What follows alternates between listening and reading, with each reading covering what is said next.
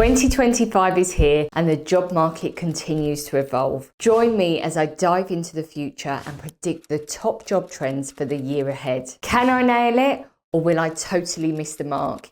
In this video, I'm diving deep into the trends that will shape the workforce this year. From the rise of automation and AI, to the challenges of pivoting careers, and even the return to office mandates sparking debates across industries. But this isn't just about understanding what's happening, it's about giving you the tools and strategies to thrive in one of the toughest job markets we've ever seen. Now, whether you're looking to pivot, upskill, or simply stand out, I've got actionable insights to help you navigate 2025 with confidence. Now, if you caught my predictions in 2024, I optimistically thought that layoffs would reduce, and sadly my predictions bombed. But hey, 2024 is now behind us, so if you're ready to see what I think is next for the world of work and how you can get ahead, stay with me and let's dive in. Now let's start with a reality check. 2025 is already shaping up to be a year of big shifts, and let's be honest, some serious challenges. The workforce is evolving so quickly, and if you're still relying on old strategies, it's going to be hard to keep up. Now here's the deal. Automation and AI is everywhere. Companies are pouring money into advanced AI like NVIDIA's agentic AI, which isn't just doing simple tasks anymore, it's solving complex problems and even making decisions. Now, what does this mean for job seekers? Well, put simply, routine tasks are disappearing. Jobs involving repetitive processes like data entry or customer service are being automated. New skills are in demand, and employers need people who can work with AI, not be replaced by it. Now, if you can integrate AI into your workflow or use it to drive innovation, you're immediately more valuable. So that adaptability is key. Now, the roles that will survive are the ones that combine technical skills with creativity, problem solving, and empathy, essentially things that AI can't replicate, or at least can't replicate yet. Now, this is already changing industries like customer service, supply chain management, and even software development. Some roles are being replaced, and I can only see that increasing as more companies invest in this type of technology. Meanwhile, roles in fields like project management, marketing, and IT are likely to be on the up because they require strategic thinking and human oversight, things AI can't fully handle. So look, this is just one of the major shifts. And then there's the whole return to office debate and the decline of remote work. Now let's talk about remote work, because this is a big one for 2025. For a lot of us, the flexibility of working from home has become a lifeline over the past few years. But here's the hard truth. Remote work is becoming less of an option. Now, you've probably heard about companies like Amazon and JP Morgan making employees come back full time. And it's causing a lot of tension, especially for people who've grown to love working remotely. And it's not just those two. More companies are following suit, arguing that in-person collaboration drives better results, with Dell pretty much saying if you don't come back to the office, you can kiss goodbye to any future promotions. The days of remote first seem to be fading, especially for roles that don't absolutely require it. Instead, hybrid working, where you're in the office part of the time, seems to be the compromise. Now, for job seekers, this means two things. Firstly, your personal branding matters more than ever. If you're in the office, your presence and impact needs to be visible both online and offline. And secondly, you might need to be flexible. Being open to hybrid or in-office roles could expand your opportunities, especially in competitive industries. Now, still, regardless of your goal, here's the part I need you to hear. Competition is fiercer than ever, with 56% of recruiters observing fewer open roles across their networks. Now, the number of high-quality roles is shrinking, and the number of people applying for them is growing like crazy. Even people with loads of experience are struggling to stand out right now. So if you're thinking about pivoting into a new career or relying on transferable skills alone, it's going to be a tough climb. Employers are cautious, and let's face it, they're focused on minimizing risk. They want someone who's a sure thing. So what's the takeaway? If you want to stay ahead in 2025, Lean into AI instead of running from it. Learn how these tools work and find ways to use them in your role.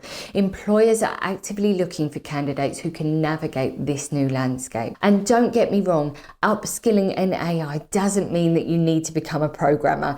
It's about understanding how to use AI as a tool to make your work better and faster, whether it's analyzing data, automating workflows, or enhancing customer experiences. The ability to leverage AI will set you apart. Now, once you've positioned yourself as someone who can thrive in an AI workplace, the next step is making sure employers actually see you.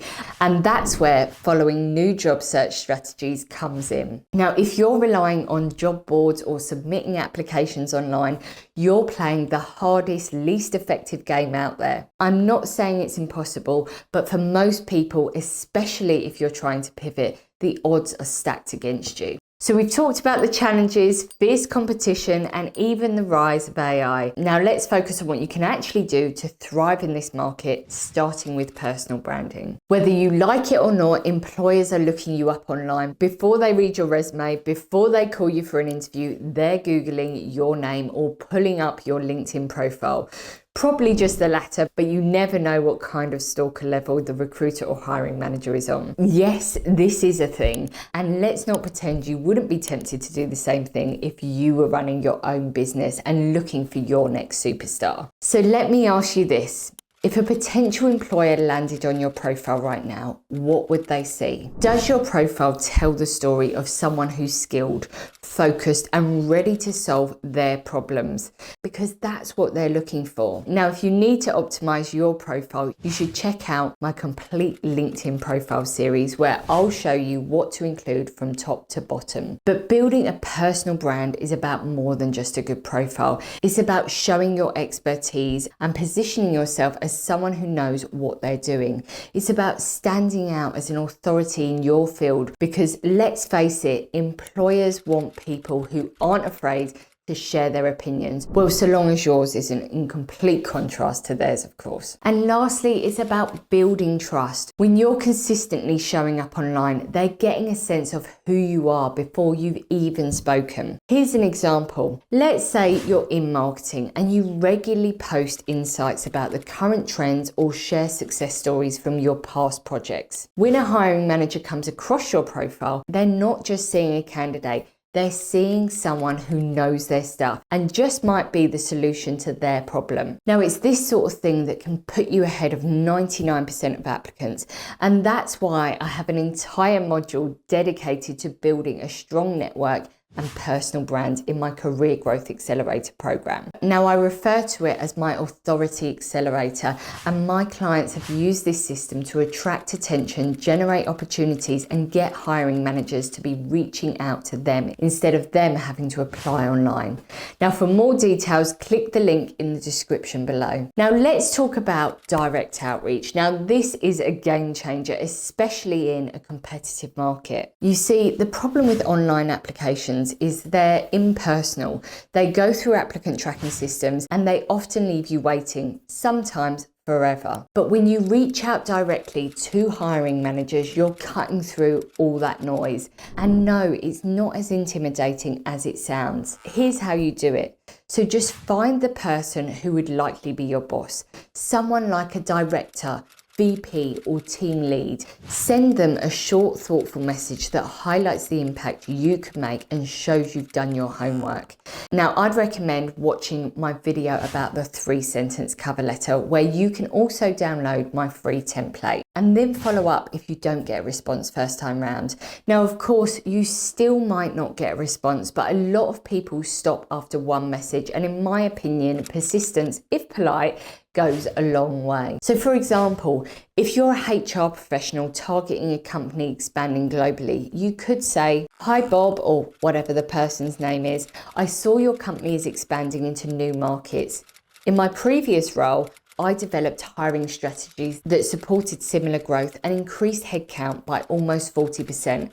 I'd love to explore how I can bring that experience to your team. Now, do you see how that feels specific and intentional? That's what works. You're showing them that you've thought about how you fit into their world, and you're not just sending a generic, "Hi, I'm looking for a job. Do you think I'm suitable for any of your openings?" type of message. So when you combine personal branding with direct outreach, it's like opening a new door. You're not waiting for opportunities to come to you, you're creating them. And here's the best part. When you do this right, you're positioning yourself as the obvious choice before most people even get on their radar. So that's my summary for 2025. The market will continue to be a challenge. The rise of AI will continue to add an extra layer of complexity, but those who are ready to embrace the change, adapt, upskill and throw themselves into new strategies will come out on top. Now, hopefully I'm wrong about the challenging market and things do pick up,